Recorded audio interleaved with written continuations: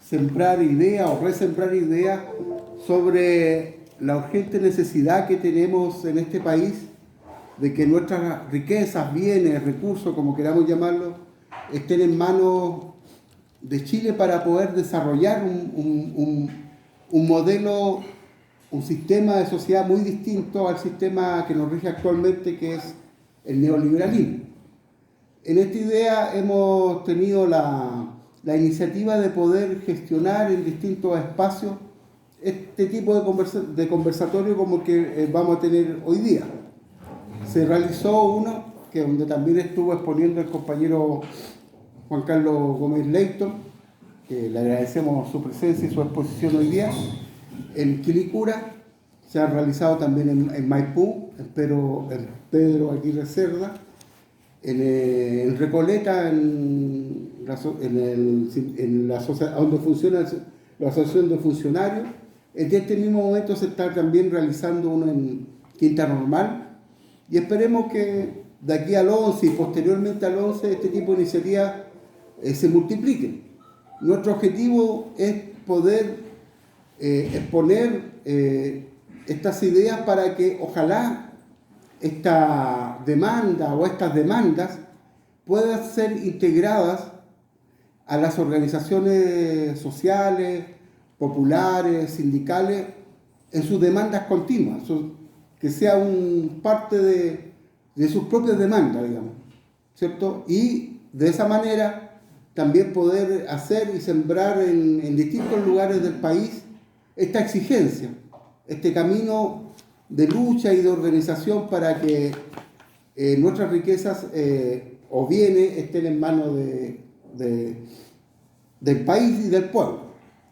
Ese es como el objetivo. Junto con esto vamos a realizar dos actividades, o vamos a participar en dos actividades el próximo martes 11, uno a las 11 de la mañana, donde también hay un conjunto de organizaciones llamando a este tradicional junta, digamos, acto en el monumento a Salvador Allende, ahí en Morandé, frente con la Plaza de la Constitución, y a las 19 horas están todos invitados a que estemos en el acto que vamos a realizar en el Teatro Camilo Enrique, aquí a media cuadra de este lugar, donde va a haber una expresión también artística, política, sindical, donde va a haber también una opinión de esta coordinación que hemos realizado. Nos va a acompañar en esta ocasión también la banda del compañero que se llama Hasta la Victoria, del compañero Gustavo Gatica, que son compuestas por compañeros afectados por el trauma, por este crimen cometido por este sistema en la revuelta de octubre del 19. Ellos nos van a acompañar también esta actividad junto con otras expresiones artísticas. Así que bueno, ese es como nuestro objetivo. Está claro para nosotros que esta es una lucha que hay que retomar, que hay que continuar, que hay que revivir como exigencia para construir un país muy distinto al que hoy día vivimos. Saludamos a los presentes, hay varios dirigentes sindicales, tanto de la central como de los dueños de casa, de la SEP. Esperemos que en el transcurso de esta exposición vaya llegando más gente que hemos invitado para poder escuchar esta exposición. Bueno, como dijimos, está el compañero Juan Carlos Gómez Leighton, que va a hacer una exposición sobre el tema. Después que les ponga las ideas centrales de su contenido, podamos hacer preguntas, una ronda de preguntas o pequeñas intervenciones para así poder hacer un segundo momento de esta exposición con las inquietudes que podamos tener. Así que, gracias por la asistencia. Bueno, y le damos la palabra al compañero Juan Carlos. Y él también se puede presentar con más detalle de lo que yo he hecho. Adelante, compañero. Gracias, Leandro. En primer lugar, buenas tardes a todos y a todas. Es un gusto poder estar con ustedes hoy día conversando, exponiendo, trayendo algunas ideas para la discusión, etc. No sé si ustedes me conocerán, pero yo soy un sociólogo, historiador, sociólogo y cientista político. Me defino fundamentalmente como un sujeto latinoamericano, nacido en Chile, lo cual hago mucha fuerza en la idea de que soy latinoamericano y no necesariamente chileno, con una idea que yo tengo, que es la posibilidad de que podamos romper con los nacionalismos, y que los nacionalismos de una u otra manera en nuestra América nos han separado profundamente. Entonces, en ese sentido, yo me planteo así. He trabajado distintos temas, me dedico fundamentalmente a la historia política reciente de Chile y al análisis político. Los que quieran conocer mi pensamiento sobre estas materias pueden consultar mi canal de YouTube. Ahí yo por eso grabo todas estas cosas y las subo, para que todo el mundo que quiera verlas las pueda conocer, y muchas veces se tiene mayor público a través de esa red que las asistencias que muchas veces tenemos en este tipo de actos. La vez pasada estuvimos allá en Quilicura y tuvimos cerca de 15, 20 personas, y ahora el video está siendo visto por más de 100 personas. Entonces eso ya significa que hemos doblado o triplicado el número de personas que han podido tener algún alcance con la idea ahí expuestas. Por eso uno debe usar estos mecanismos que permiten extender estas ideas que nosotros estamos trabajando, estamos divulgando, estamos difundiendo. Buscamos, ¿cierto?, socializar y al mismo tiempo politizar a la gente, a los ciudadanos común y silvestre. ¿Por qué? Porque tenemos un déficit de esa situación. Tenemos déficit de formación, especialmente de gente joven. Tenemos una clara desvinculación con el mundo joven. Y la asistencia aquí así lo prueba, ¿no? Tenemos que lograr alcanzar niveles de llegar a los sectores jóvenes, porque tenemos que ir construyendo una fuerza social, política, ideológica, que nos permita remontar la triste situación que vivimos en la sociedad chilena, en la sociedad neoliberal. También quiero aprovechar, si ustedes me lo permiten, de manera abusiva y tal vez un poco, diría yo, no oportunista, pero sí aprovechar la ocasión de querer presentar, Leandro, este libro que tengo aquí a mi izquierda, que es un libro que se llama Política, Democracia y Ciudadanía en una sociedad neoliberal, Chile, 1990-2010. Este es el primer tomo de una trilogía de textos que yo he elaborado y he preparado para sacar este año, que tienen que ver cómo es la sociedad neoliberal, cómo se constituyó la sociedad neoliberal a lo largo de estos últimos 30 y tantos años de gobiernos democráticos. Por eso, comilla lo de democrático, dice democracia, política y ciudadanía, en una sociedad neoliberal. Porque lo que estamos nosotros asistiendo, lo que nosotros vivimos en la sociedad que estamos habitando, es una sociedad neoliberal. El neoliberalismo dejó de ser hace mucho tiempo una política económica que se implementó a partir del año 75 en adelante, sino que se transformó en una forma social, en una nueva formación socioeconómica neoliberal como la que tenemos actualmente. Y ello también configura a un sujeto nuevo, que son los ciudadanos neoliberales. Y creo que entender a los ciudadanos neoliberales, a las y los ciudadanos neoliberales, es fundamental, estimado. Porque nosotros lo que estamos asistiendo hoy día, con el gobierno que nos está hoy día desgobernando, porque no es que nos gobierne, sino que nos desgobierna, el gobierno de Boric y sus alianzas. Yo siempre he dicho que tiene no dos almas, es como Doña Flor y sus dos maridos. Ustedes vieron la película esa de Jorge Amado, brasilera, ¿cierto? Doña Flor tenía dos maridos, Boric tiene dos mujeres, que son el Frente Amplio por un lado y el socialismo democrático por otro. Pero que en el fondo es un gobierno neoliberal, completamente, total y completamente. Eso es otra forma de ser neoliberales. Entonces, por esa razón tenemos que conocer bien la sociedad neoliberal. Yo les invito a los que puedan y los que quieran adquirir el libro y así apoyamos el pensamiento crítico y el desarrollo de esta idea. Aprovecho de pasar este aviso en función de aquello porque después nos vamos a meter en las otras cosas y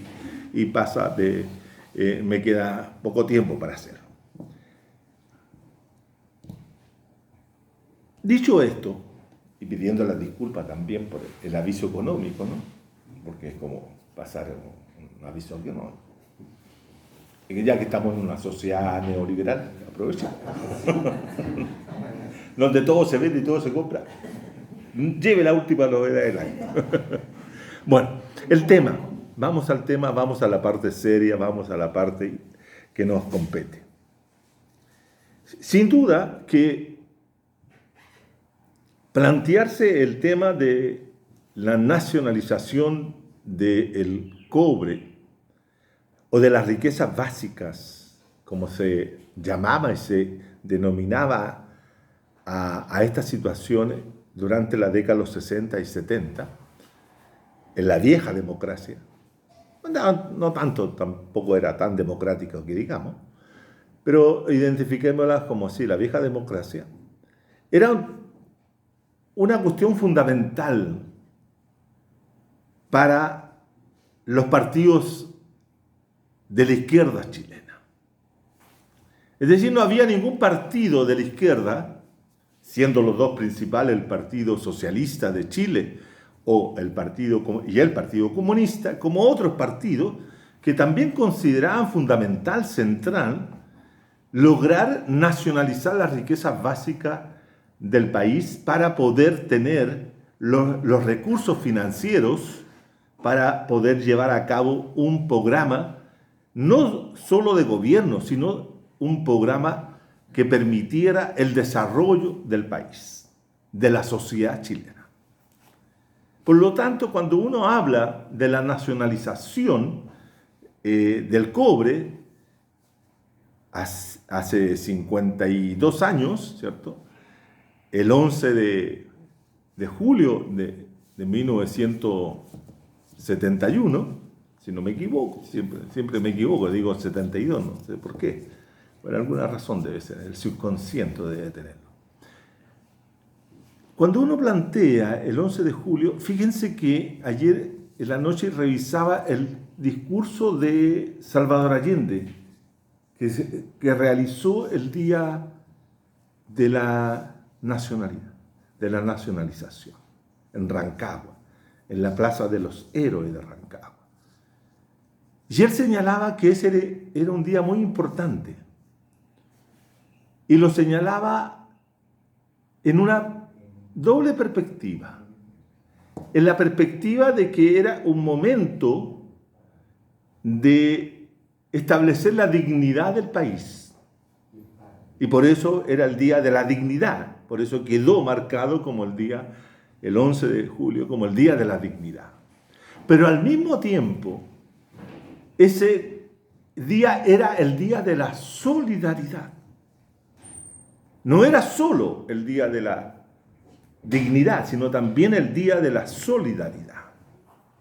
Y él decía que era el Día de la Solidaridad fundamentalmente porque en esos entornos, en esos momentos, en ese momento histórico, se habían producido, ¿cierto?, algunos eventos o acontecimientos naturales en la cual había habido un terremoto en la Ligua, el terremoto del 71, que es conocido como el terremoto de la Manivela, que fue como ahí por las 9 y tanto de la noche, o 10 de la noche en esa época, que todo el mundo estaba durmiendo, estaba acostadito, pero empezó a moverse y todos nos despertamos y todos nos levantamos y había generado una serie de desastres naturales. Entonces él decía, a raíz de esa situación, los recursos que podía tener el Estado chileno a partir de todo lo que iba a ser el proceso de nacionalización y la forma como se iba a enfrentar, le iba a permitir al Estado contar con los recursos para ir a socorrer a todas las personas que estaban en una situación de damnificado producto del terremoto. Por lo tanto, el día 11 de julio no es solamente el día de la dignidad, es el día también de la solidaridad. Y hay que volver a colocar también dentro de nuestro ideario futuro, ¿cierto?, la solidaridad como un elemento fundamental. Porque en esta sociedad neoliberal lo que predomina esencialmente es la competencia, el egoísmo, ¿cierto?, y todo aquello que es un antivalor con respecto a lo que son las solidaridades propiamente tal. Entonces, no solamente el 11 de julio debe ser recordado por eso, sino que instaura, establece este día de la dignidad y de la solidaridad. Pero, ¿cómo se llegó a ese día? ¿Cómo se avanza en la lucha social y en la lucha política para que luego de muchos, no años, sino siglos de explotación extranjera de las riquezas básicas del país, estas pasan a ser parte de la sociedad chilena, o van a ser tomadas por la soberanía nacional y para el servicio de la soberanía del país? Porque si uno piensa, y ustedes miran hacia atrás un poco la historia, nosotros siempre hemos sido un país extractivista. Este país siempre ha sido un país extractivista.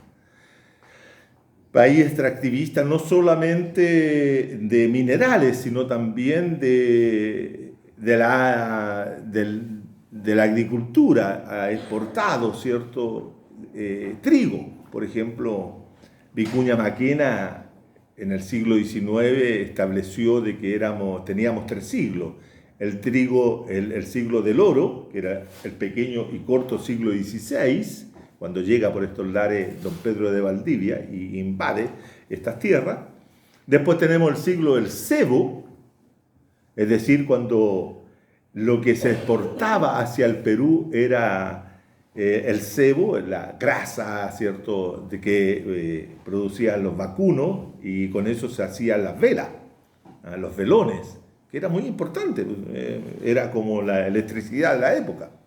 Y éramos la gran colonia abastecedora de cebo. Y al mismo tiempo, en el siglo XVIII, ¿cierto?, a finales del siglo XVII, comienzo del siglo XVIII, inicia un gran periodo de exportación de trigo. Somos el país, el siglo del trigo.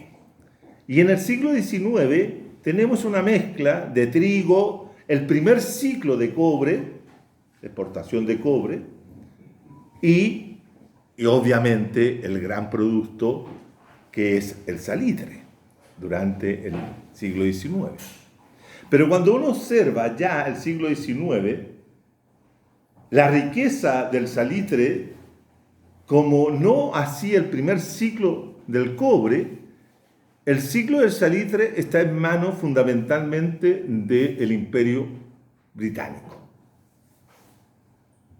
Son los británicos los que se hacen cargo, comillas, de la economía chilena e inician, ¿cierto?, este proceso de lo que Luis Vitale, el historiador argentino-chileno, el gran Luis Vitale, llamó que pasábamos a ser colonia española a ser colonia o semicolonia inglesa.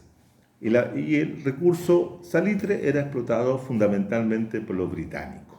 Fundamentalmente después de la Guerra del Pacífico, el Estado chileno no se hace cargo de la explotación del salitre, sino lo hacen las compañías salitreras que dirigía Tomás Knorr, que era conocido como el rey del salitre.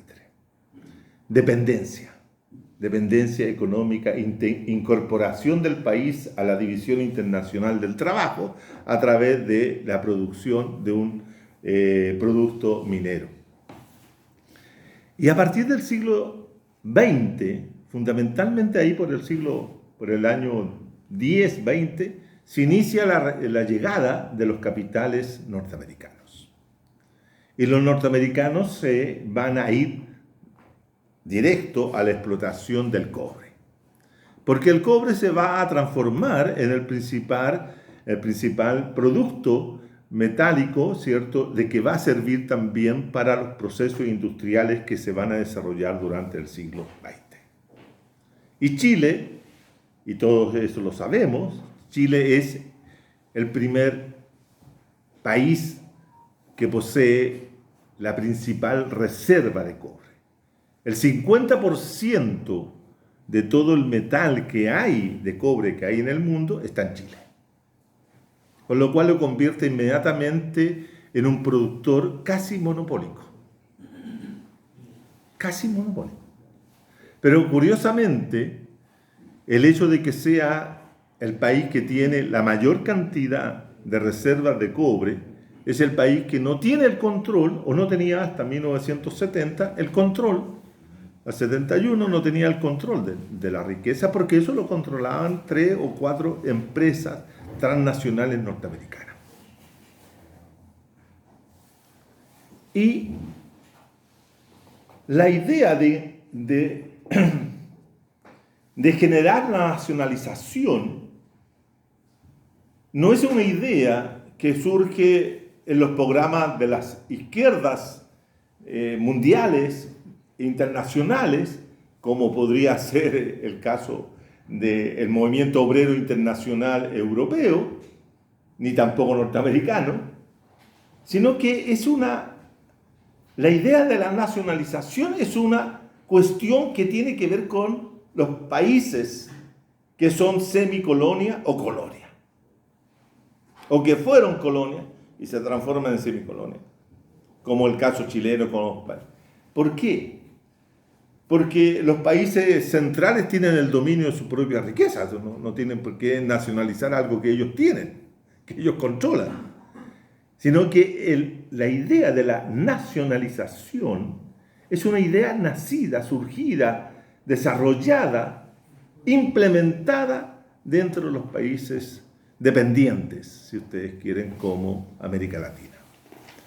Y son los programas, los primeros que van a tener éxito en esa materia, van a ser los programas que se plantean no necesariamente el socialismo, no necesariamente el pasar del capitalismo a una sociedad socialista y ahí a la sociedad comunista, sino fundamentalmente programas que son, yo diría, programas pequeños burgueses, o de burguesía democrática, o de burguesía nacional, ¿no?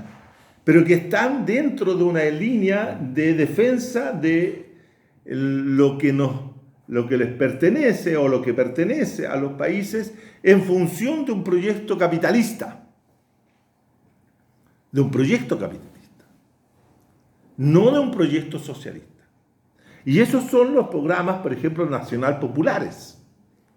Los primeros que comenzaron a plantear la idea de un proyecto de nacionalización fueron los grupos de nacional populares, que surgen en América Latina fundamentalmente a partir de los años 30 en adelante, fundamentalmente después de la gran crisis económica del año 29.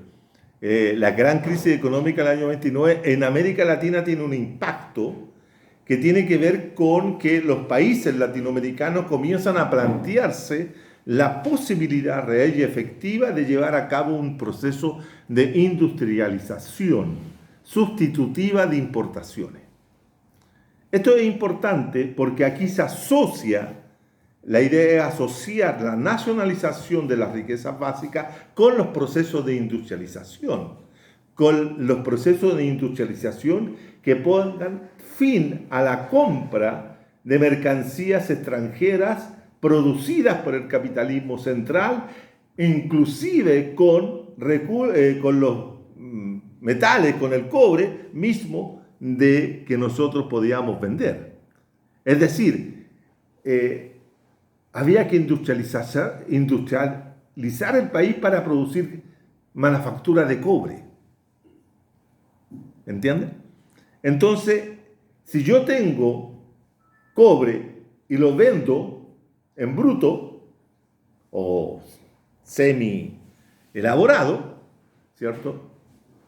Lo que voy a tener fundamentalmente de vuelta son productos de cobre.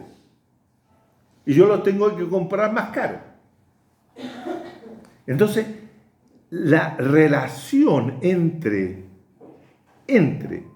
industrialización y nacionalización es una idea que tiene que siempre estar articulada. ¿Por qué? Porque si uno mira hacia atrás y observa las experiencias históricas desarrolladas en diferentes países de América Latina e incluso en Chile, no hay momento en que industria y desarrollo de la minería vayan de manera paralela y conjunta, sino más bien van en procesos desfasados o diferenciados. No hay un momento en que antes del año 30, antes del año 38, si ustedes quieren, no hay un momento en que minería e industrialización vayan conjunto. Los primeros en pensar esto fueron los mexicanos. Yo lo decía también en la otra charla, que fueron los mexicanos fundamentalmente después de la Revolución de 1910. La Revolución de 1910 en México tiene una particularidad. Es una revolución, por un lado, popular campesina, y por otro lado tiene una característica de ser, como se decía anteriormente, una revolución democrático-burguesa. ¿Ya? Y que hizo tareas tanto para los sectores populares y campesinos, como fue el reparto agrario, pero también fue el inicio del proyecto de industrialización mexicana. Y para esos efectos, los mexicanos, y especialmente el PRI, el Partido Revolucionario Institucional, famoso PRI, ¿cierto?, con Lázaro Cárdenas a la cabeza, va a plantear una medida que va a ser una medida revolucionaria, en el sentido de que va a nacionalizar el petróleo. El petróleo que hasta ese momento, 1930, 35 más o menos, ¿cierto?, estaba siendo explotado fundamentalmente por las compañías internacionales provenientes de Estados Unidos, ¿cierto? Lázaro Cárdenas decide expropiarlo. Y lo expropia. Y toda la renta petrolera no solamente va a financiar al Estado mexicano, sino que va a financiar y soportar el apoyo material que requiere el proceso de industrialización. ¿Captan? Entonces ahí hay una imbricación virtuosa en la cual, ¿cierto?, la nacionalización se piensa como, ¿cierto?, como un mecanismo de apoyo para el extractivismo, porque sigue siendo un país extractivista. Incluso México se transforma en un país exportador de petróleo, en uno de los grandes exportadores de petróleo, un miembro de la Organización de Países Exportadores de Petróleo, de la OPEP. Es decir, no solamente es monoproductor, pero México internamente es uno de los principales países industriales de América Latina. El primero, sino el segundo después de Brasil. Brasil hace cosas semejantes también con Getúlio Vargas y el Estado Novo, el Estado Nuevo. Lo mismo hace en su momento Perón en Argentina, con el peronismo y todo el proceso de nacionalización de las riquezas tanto brasileras como argentina. Esa es una relación virtuosa. Lo que no se puede hacer es nacionalizar para seguir siendo monoexportador. Hay que nacionalizar para industrializar. Y eso, cuando uno lee los documentos que están referidos al proceso de nacionalización en el caso chileno, es un elemento que se va incorporando de manera lenta a lo largo del tiempo. A lo largo del tiempo, por ejemplo, cuando uno lee los planteos que hace el Frente Popular, allá por los años 30, con Pedro Aguirre Cerda y el Frente Popular tenían mucho más atención en lo que ellos denominaban el proceso de industrialización, pero no tenían una política dirigida hacia la nacionalización.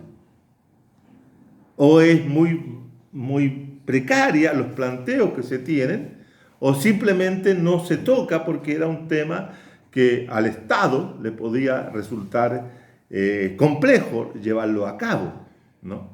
Porque para poder hacerse cargo de la industria minera se requieren muchos recursos. Y Chile en ese momento, fíjense ustedes, que Chile después de la crisis del 29, Chile es el país más golpeado por la crisis. Estaba en el suelo, un país totalmente golpeado porque se había terminado la producción de salitrera. Y el salitre estaba, totalmente, la industria totalmente paralizada.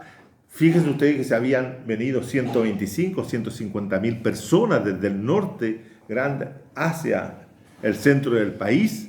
Se formaron ollas comunes, ollas del pobre, como se les denominaban, se formaron ciertos albergues, se constituyen las primeras poblaciones callampas, si ustedes quieren, las primeras poblaciones populares a raíz de la llegada de los mineros del norte, que venían en masa hacia el centro, huyendo de la cesantía.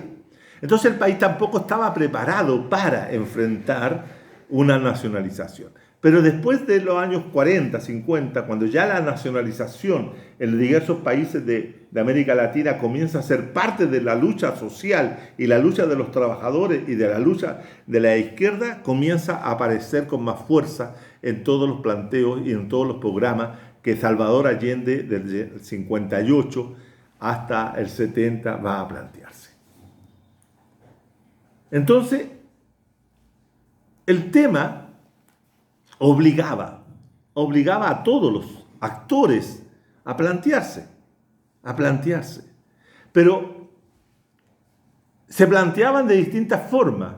Todos querían tener la nacionalización del cobre o tener alguna injerencia en el proceso de la minería del cobre, pero eran distintas estrategias.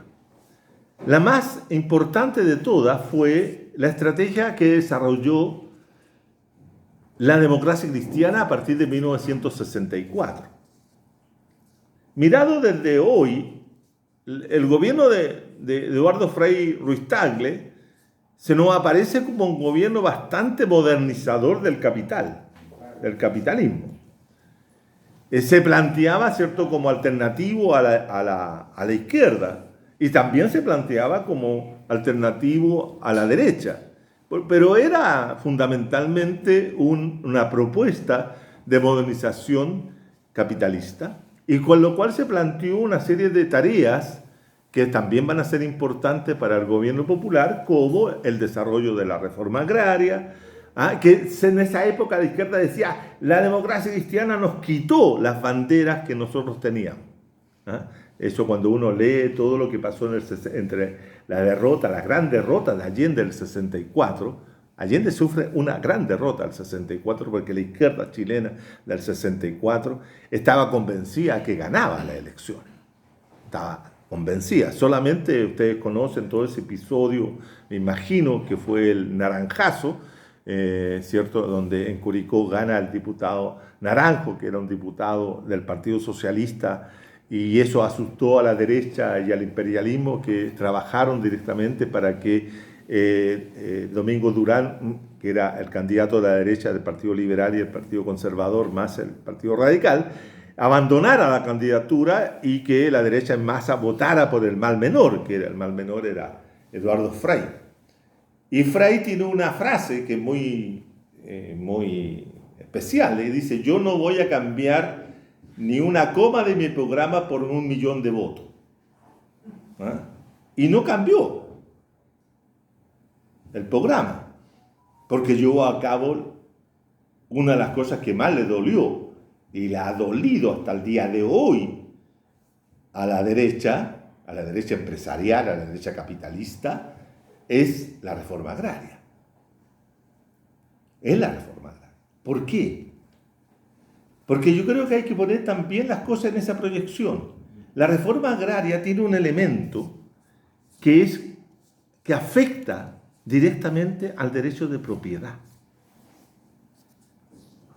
Fíjense ustedes que la derecha incluso estaba dispuesta a hacer una cosa rara con respecto a la nacionalización o respecto a la industria del cobre, que era la chilenización del cobre. Es decir, estaba dispuesta a apoyar eso, y lo apoyaron en el año 69 en el Parlamento, votando a favor de que el Estado chileno adquiriera el 51% de las acciones de las industrias y de las grandes compañías norteamericanas que explotaban el cobre. El 51%. Ellos estaban dispuestos a hacerlo, que era un poco la transferencia de una suerte de, comillas, de nacionalización pactada, ¿no? Yo te doy esto, quédate con el 51, yo me quedo con el 49, pero no importa. Pero el cobre seguía estando mayoritariamente en manos de los norteamericanos.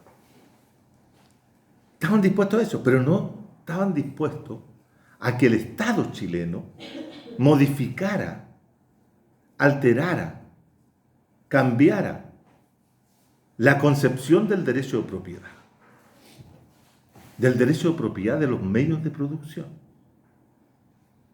Y cuando Eduardo Frei, en el año 1964, noviembre del 64, ya asumido, noviembre dice, manda un conjunto de reformas constitucionales a la Constitución de 1925, en la cual incluye la modificación del derecho de propiedad, el artículo 10, inciso 10 de la Constitución del 25, en que le cambia una cosa que es fundamental para la derecha y para todos los empresarios capitalistas del mundo, diría yo, que es modificarle la posibilidad de que el derecho de propiedad y la propiedad deje de ser inviolable. La Constitución del 33 y la Constitución del 25 establecían la inviolabilidad del derecho de propiedad. Es decir, el derecho de propiedad era intocable. No se podía tocar. No se podía modificar. Y si yo quería expropiar algo, tenía que establecer una ley. Esa ley tenía que permitirme expropiarlo y pagarle al propietario de ese bien, de ese patrimonio, de acuerdo al precio de mercado y de manera inmediata. Todos esos elementos eran obstáculos para poder hacer expropiaciones en el país. Y Eduardo Frei, en esta idea de que había que hacer la reforma agraria porque había que terminar con uno de los obstáculos del desarrollo capitalista, que era estas formas tradicionales existentes en los campos, había que terminar con el inquilinaje, etc. Fíjense ustedes que era terminar con una población que estaba lejana de la economía monetaria. Es decir, los campesinos recibían muy poca dinero en efectivo. Entonces tampoco podían participar en el proceso de ampliación de la industrialización, que en ese momento estaba en un cuello de botella. Es decir, estaba en una crisis a partir de los años 50.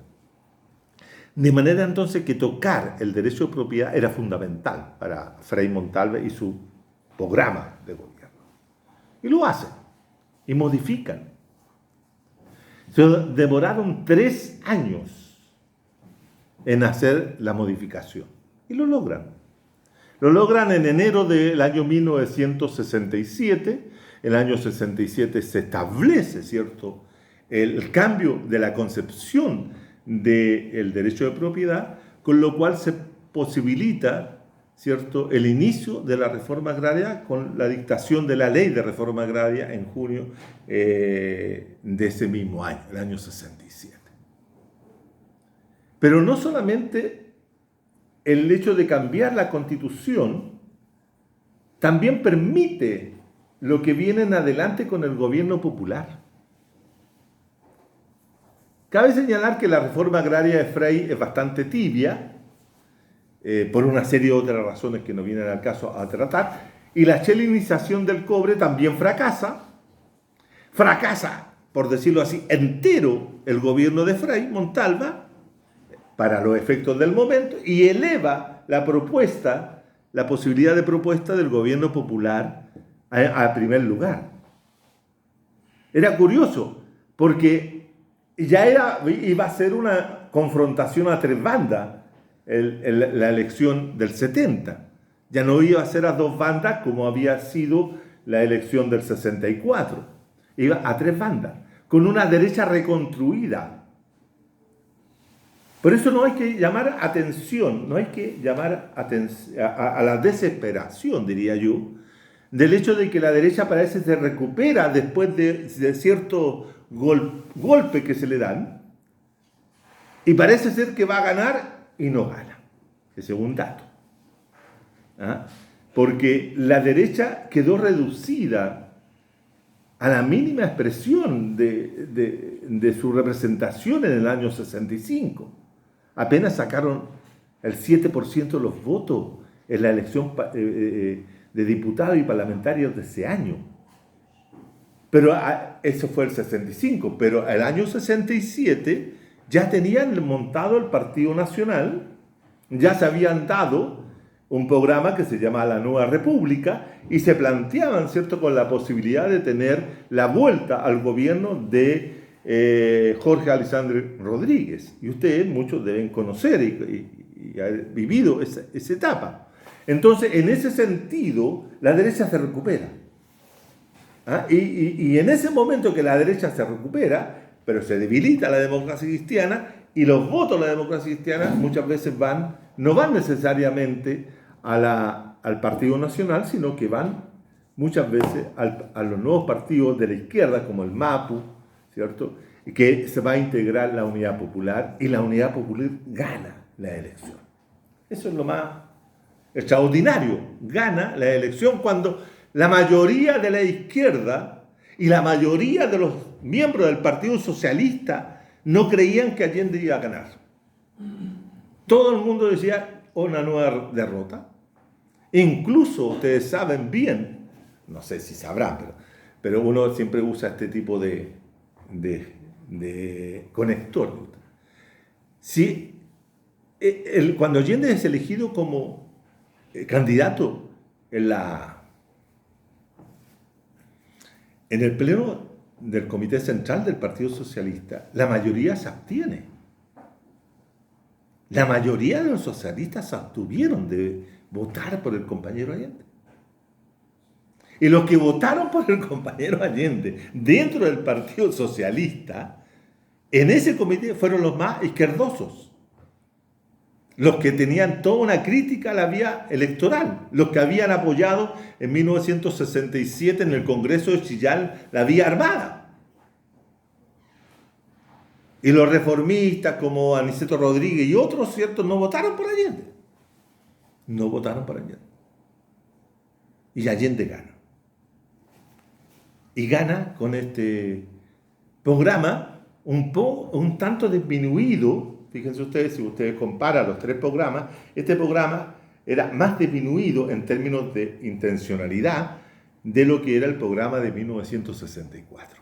Pero donde no cambió fue en el tema que es fundamental y central, que es la modificación de la base material de la sociedad chilena. Cuando digo la base material, es como que el gobierno popular se propuso modificar la base de apoyo material del capital, expropiar el capital. Una revolución socialista no puede ser socialista si no expropia el poder del capital. Y el gobierno de Salvador Allende se propuso hacerlo. Y expropió, ¿cierto?, muchas industrias, terminó con el latifundio, realizó una intensa y masiva y extensa reforma agraria, terminó con el latifundio. Nacionalizó las riquezas básicas, de lo que estamos hablando, el 11 de junio. Cambió, ¿cierto?, la propiedad de las grandes empresas de comunicaciones, expropió la ITT, nacionalizó los bancos,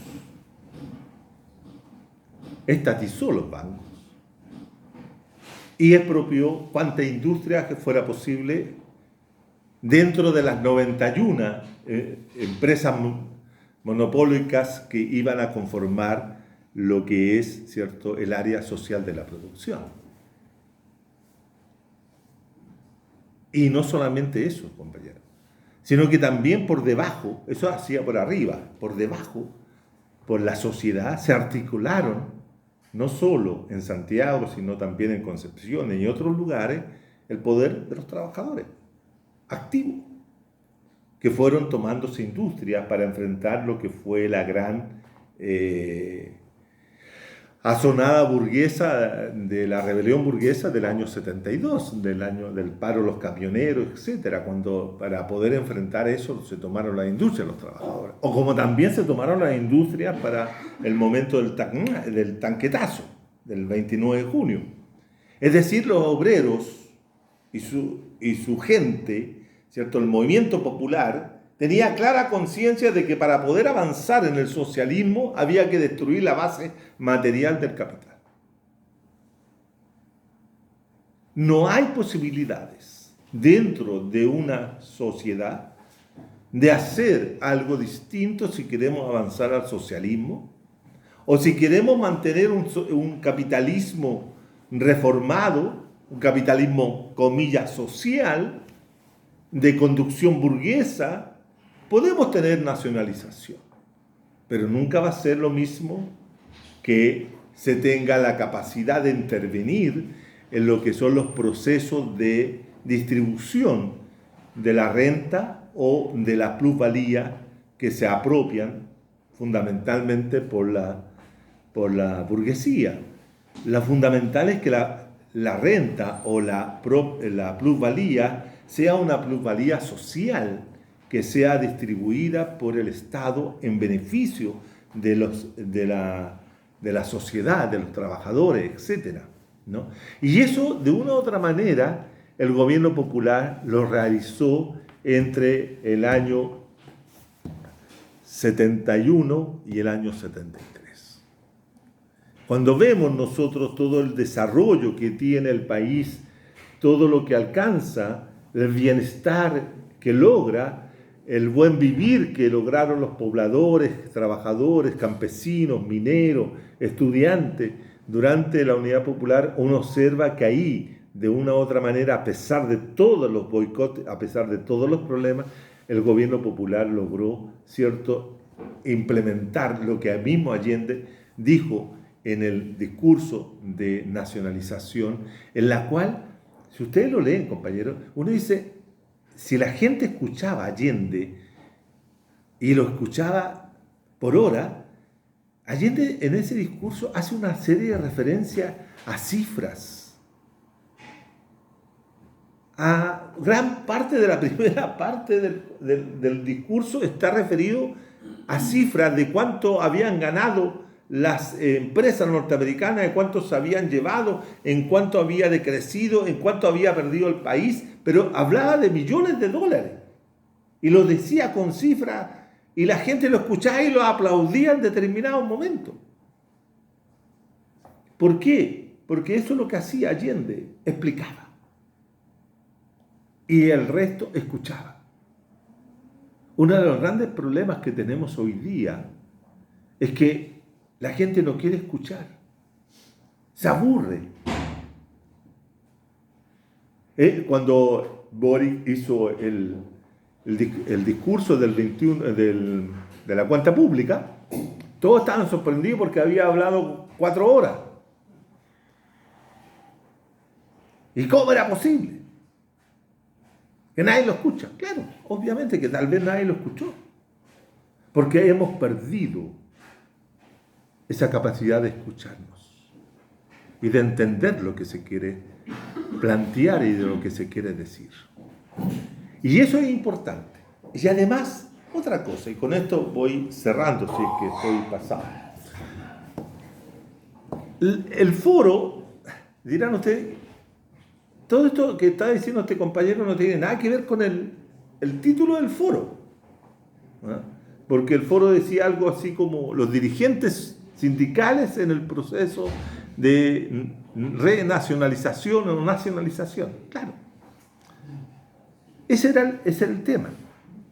Pero yo quería abordar este tema así, porque creo y estoy convencido de que los dirigentes sindicales del cobre, dirigentes sindicales de X industria, los dirigentes sociales de X lugar o donde sea, tienen que tener un conocimiento histórico para transmitirle a sus bases.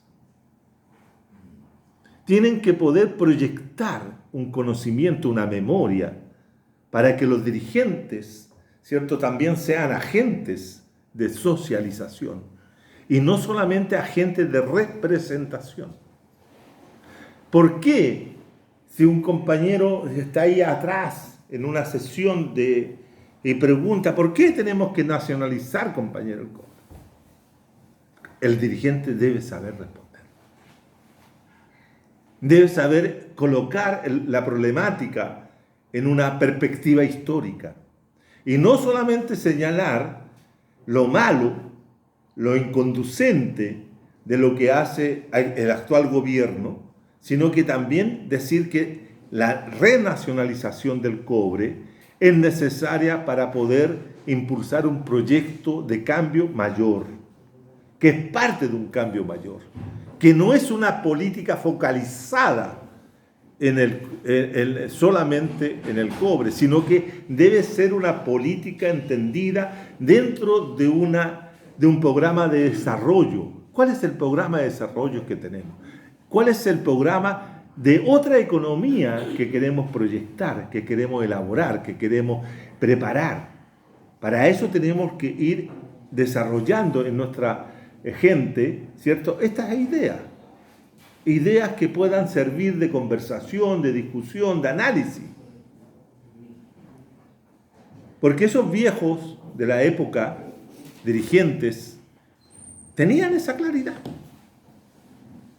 Yo les decía también a los compañeros el otro día que el primero que planteó la necesidad para construir una sociedad socialista, que había que tomar el control de los medios de producción, fue Luis Emilio Recabarren.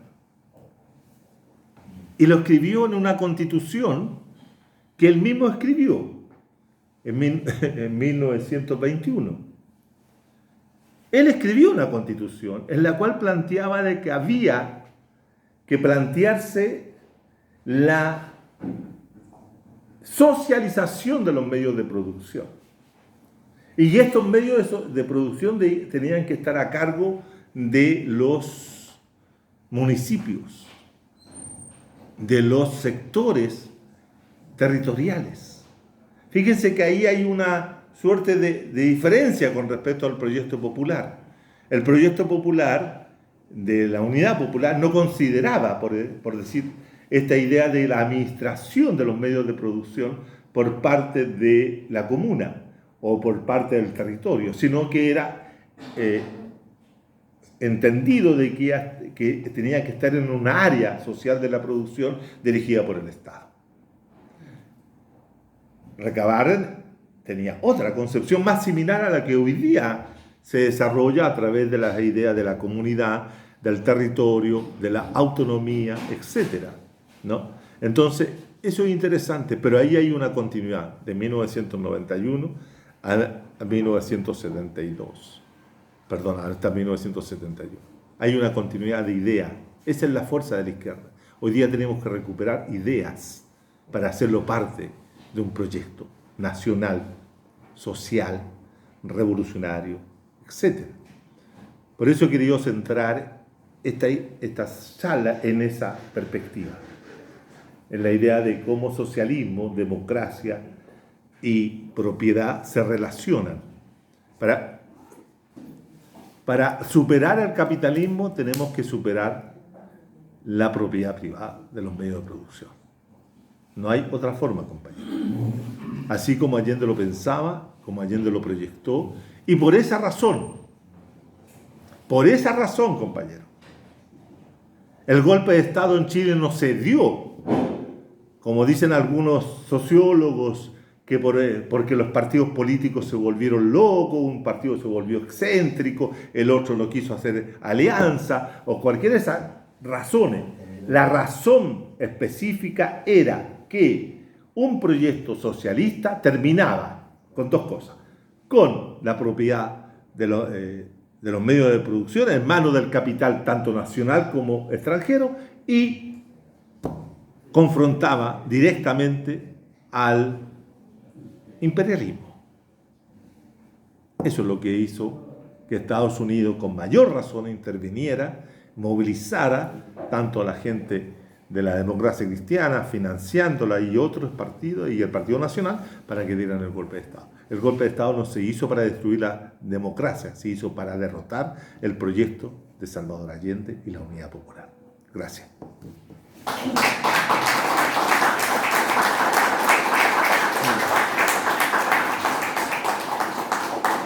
Compañeros, entonces ahora vamos a dar la palabra a preguntas o